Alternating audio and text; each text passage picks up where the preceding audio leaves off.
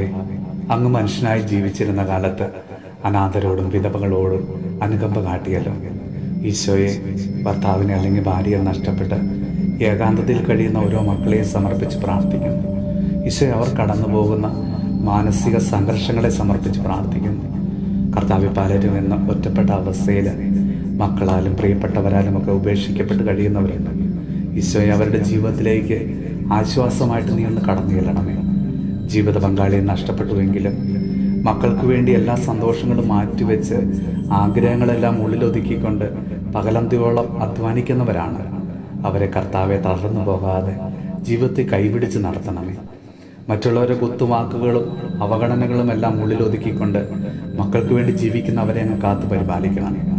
വളർത്തി വലുതാക്കിയ മക്കൾ വാർദ്ധക്യ കാലത്ത് അടുത്തില്ലാത്തത് മൂലം സങ്കടപ്പെടുന്ന ഒരു മക്കളെയും സമർപ്പിച്ച് പ്രാർത്ഥിക്കുന്നു. ഈശോയെ, എല്ലാ വിധവകളെയും അവരുടെ എല്ലാ പ്രശ്നങ്ങളെയും നൊമ്പരങ്ങളെയും ആകുലതകളെയും എല്ലാം അങ്ങയുടെ തൃക്കരങ്ങളിലേക്ക് ഇതാ സമർപ്പിക്കുന്നു.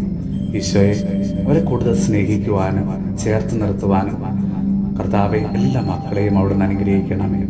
നമ്മുടെ കർത്താവ് ഈശോ മിശിഹായുടെ കൃപയും പിതാവായ ദൈവത്തിൻ്റെ സ്നേഹവും പരിശുദ്ധാത്മാവിൻ്റെ സഹവാസവും പരിശുദ്ധ അമ്മയുടെയും വിശുദ്ധ യോസേപ്പ് പിതാവിൻ്റെയും മാധ്യസ്ഥവും വിശുദ്ധ കുരിശിൻ്റെ സംരക്ഷണവും നമ്മളോടും നമ്മുടെ ഭവനത്തോടും നമ്മുടെ ഇന്നത്തെ എല്ലാ പ്രാർത്ഥനാ നിയോഗങ്ങളോടും കൂടെ ഉണ്ടാകുമാറാകട്ടെ, ഇപ്പോഴും എപ്പോഴും എന്നേക്കും.